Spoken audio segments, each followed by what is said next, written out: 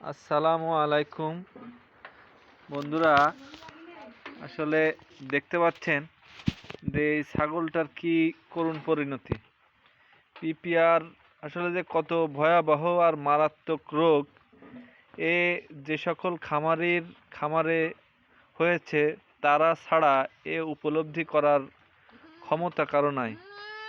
সুস্থ ছাগল কালকেও হাঁটাচলা করছে, ঘাস খেয়েছে, কিন্তু এখন আর তার অবস্থা নেই।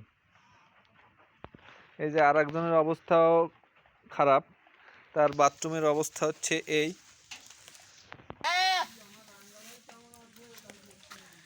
তো বন্ধুরা, আপনারা যারা দেখছেন, আপনাদের জন্য পরামর্শ হচ্ছে এই যে এখন থেকে শীতের আবহাওয়া শুরু হবে আর পিপিআর রোগ ছাগলের খামারে ছড়িয়ে পড়বে।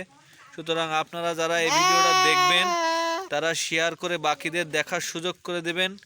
আর যারা দেখবেন তাদের ছাগল থাকলে বা আত্মীয় স্বজনের ছাগল থাকলে পিপিআর ভ্যাকসিন দেওয়ার জন্য পরামর্শ দেবেন। ধন্যবাদ সবাইকে। আসসালামু আলাইকুম।